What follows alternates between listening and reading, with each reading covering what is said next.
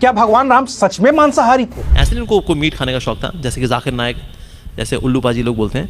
अभी तूने गाड़ में उंगली किया ना, अभी बता थे। वाल्मीकि रामायण में राम द्वारा लक्ष्मण सीता द्वारा मांसाहार के अनेकों 323 पृष्ठ पर है। अयोध्याकांड 52वां सर्ग का है। तो गुस्सा आ गया।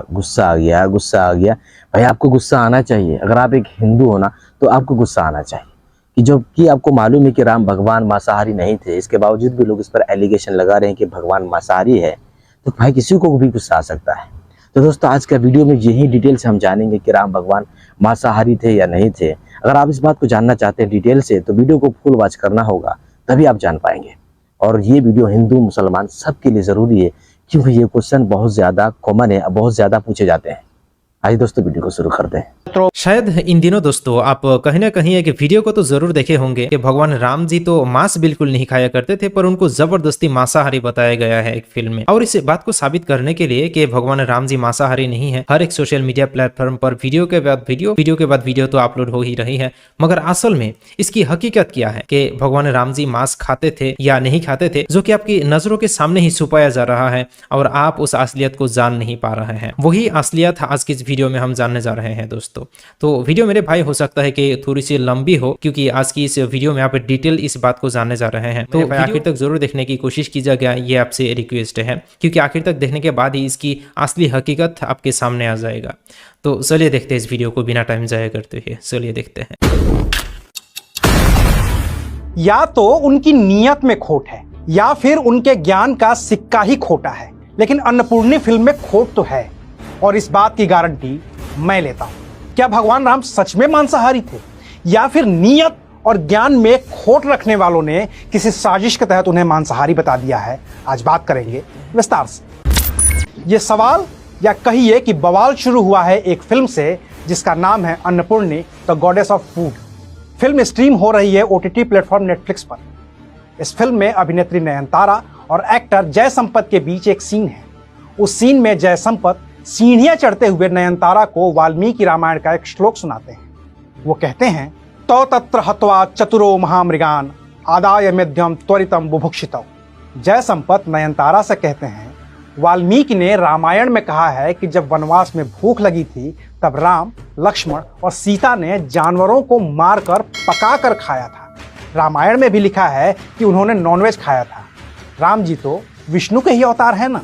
अब अन्नपूर्णी फिल्म का ये सीन जो भी देखेगा वो तो यही मान लेगा कि अन्नपूर्णी में वाल्मीकि रामायण के श्लोक के हवाले से कहा गया है, तो ये सच ही होगा कि राम, लक्ष्मण और सीता वनवास के दौरान भूख लगने पर जानवरों का शिकार करते थे और उन्हें खा जाते थे। हालांकि ये सरासर झूठ है, और वाल्मीकि रामायण के श्लोक की जिन 2 लाइनों का जिक्र कर राम, लक्ष्मण और सीता को मांसाहारी साबित किया गया है, उस पूरे श्लोक को इस फिल्म में तोड़ मरोड़ कर पेश किया गया है।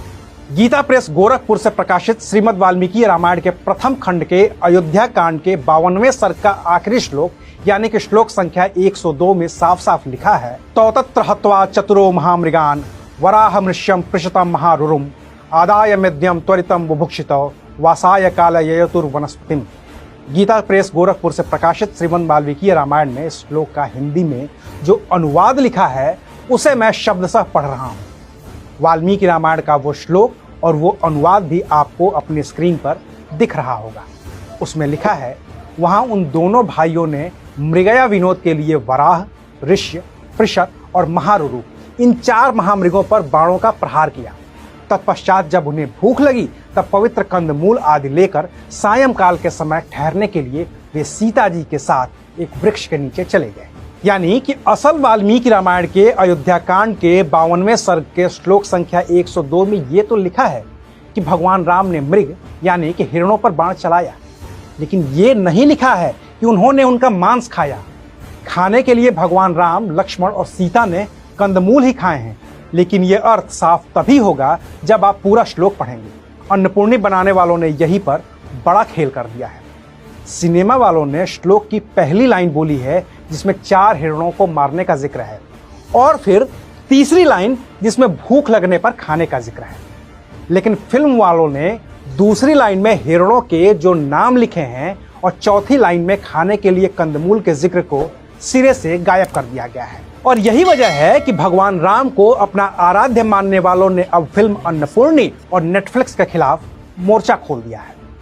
इस वीडियो के रिकॉर्ड किए जाने तक मुंबई और जबलपुर 2 जगहों पर अभिनेत्री नयनतारा समेत पूरी फिल्म के स्टार कास्ट, उसके प्रोड्यूसर और डायरेक्टर पर धार्मिक भावनाएं भड़काने का मुकदमा दर्ज हो गया है। और सोशल मीडिया पर एक बड़ा तबका है जो इस फिल्म के साथ ही नेटफ्लिक्स को भी बैन करने की वकालत करने लगा है। जब ये हिरण को देखा सीता मैया ने, तो सीता मैया ने कहा ये हिरण कितना अच्छा है।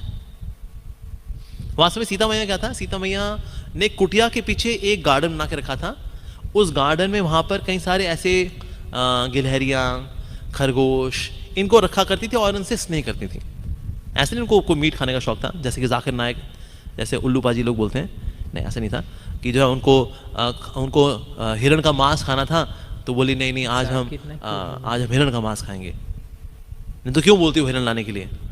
क्योंकि ये जो भाई साहब लोग हैं, जाकिर नायक जैसे लोग, क्योंकि ये लोग हिरण को देखिए क्या सोचेंगे, हमें तो टंगड़ी खानी है, इसलिए उनको लगता है सब यही खाएंगे। लेकिन असल में उस वक्त सीता मैया ने जब बोला मुझे हिरण चाहिए, तो हिरण को खाने के लिए नहीं बोला। असल में उनकी इच्छा थी जब हिरण आएगा तो मैं इसको स्नेह दिखाऊंगी, क्योंकि मेरे जो कुटिया के पीछे जो गार्डन है जहाँ पर कि ये प्यारे प्यारे जानवर रहते हैं, उनमें से इसको भी सम्मिलित करूंगी। अभी बताता है भाई, अभी बताता है। अभी तूने गार्ड में उंगली किया ना, अभी बताता है। दोस्तों, वाल्मीकि रामायण में राम द्वारा, लक्ष्मण सीता द्वारा मांसाहार के अनेकों श्लोक अनेकों खंडों में मिलते हैं, अनेकों अध्यायों में मिलते हैं। लेकिन कुछ जो है लोग इसका बहुत प्रबल विरोध करते हैं। वो कहते हैं कि नहीं, राम जो है विशुद्ध शाकाहारी थे, राम कभी मांसाहारी नहीं हो सकते थे। लेकिन दोस्तों, ये तो आप और हम सब जानते हैं कि प्राचीन काल में जब भी रहा हो रामचंद्र जी का समय, जैसा कि त्रेता युग बताया जाता है, तो उस समय जो है अन्न इतना नहीं होता था, अन्न की पैदावार नहीं थी और लोग जो है प्रायः मांसाहार पर ही निर्भर होते थे। और आदि मानव तो हमेशा से मांसाहार से ही प्रारंभ किया और आज भी हमारे देश में, क्या पूरे विश्व में, तमाम लोग जो है मांसाहारी हैं, शाकाहारी बहुत कम हैं। वाल्मीकि रामायण में कई जगह जो है श्री राम और सीता और लक्ष्मण द्वारा मांस खाने के प्रसंग आते हैं संस्कृत में, लेकिन उसका जो ट्रांसलेशन है वो मूल रामायण में सही था, लेकिन जो आजकल बाद में छपी हैं उनमें जो है गीता प्रेस गोरखपुर ने जानबूझ करके मिस ट्रांसलेशन किया है, गलत अनुवाद किया है। उसको मांस को जो है फलों का गूदा बता दिया है जगह जगह। तो दोस्तों, ये उसने जो है जानबूझ करके किया है और लोगों को भ्रमित किया है। और इसी के आधार पर लोग जो राम के शाकाहारी होने के समर्थन में अपने तर्क देते हैं। क्योंकि तुलसी इसने वाल्मीकि रामायण में गीता प्रेस गोरखपुर ने जगह जगह जो है आप देखेंगे स्पष्ट रूप से मांस शब्द है, तो मांस शब्द को ही फलका गूदा का कोई मतलब नहीं होता है। भूनने का, सेकने का, उसको तलने का कोई मतलब नहीं होता है। तो जानबूझ करके ये जो है मिस ट्रांसलेशन किया गया है दोस्तों। और गूगल पर सर्च करते हैं तो अनेकों वेबसाइट समर्थन में है कि रामचंद्र जी शाकाहारी थे, अपने अपने तर्क हैं। और इसी तरह के तर्क हैं कि वो मांस को फल का गूदा बता देते हैं। और अनेकों जो है इसके वास्तविक अर्थ भी रखते हैं कि ये जो है मिस ट्रांसलेशन किया गया है गीता प्रेस गोरखपुर ने। तो दोस्तों, अनेकों वेबसाइट हैं, आप देख सकते हैं। तो मैं आज आपको ऐसी ही एक वेबसाइट के हवाले से, और देखिए ये हमारे पास ये श्रीमद् वाल्मीकि रामायण है, प्रथम भाग है। इसमें केवल जो है बालकांड और किष्किंधा कांड और अयोध्या कांड, ये कांड हैं। तो इसमें से आज हम कुछ प्रमुख जो है प्रसंग आपके सामने रखते हैं। और एक मैंने देखी wordpress.com नाम से एक वेबसाइट है, उसमें मिथबस्टर नाम से शीर्षक है और उसको आप भी पढ़ सकते हैं दोस्तों। ये अंग्रेजी में है, सरल हिंदी में करके मैं आपको समझाने का प्रयास करता हूँ। इसमें कहते हैं वो प्रत्येक का अर्थ बता करके, शब्द का अर्थ बता करके कि ये जो है मिस गाइड किया गया है रीडर्स को। आगे चलते हैं। Shri Ramchandra ji and Shri Lakshman killing animals for meat. Ramchandra ji और श्री लक्ष्मण जी जानवरों को मीट के लिए मारते हैं। 2 संस्कृत टेक्स्ट। तत्रम हत्वा चत्रो महामृगाना बरहाम रस्यम प्रस्था आदायम मेध्यम तुरतम बुभेक्षितो वासाय काले ययाति। ये जो है श्लोक है 52/102। यहाँ चलते हैं 52/102। हाँ, ये है दोस्तों 323 पृष्ठ पर है। अयोध्याकांड 52वां सर्ग का है। तौ तत्र हत्वा चत्रो महामृगाना बरहम रस्यम प्रस्थम महारुरुम आदाय मेध्यम त्रुतमुपक्षितो वासाय काले यय तुर्वन वनस्पतिम। 102 पृष्ठ पर है। देखिए इसका जो है एक एक अर्थ का शब्द का दिया है। बराहम ऋष्यम ए वाइट फूटेड मेल एंटीलोप।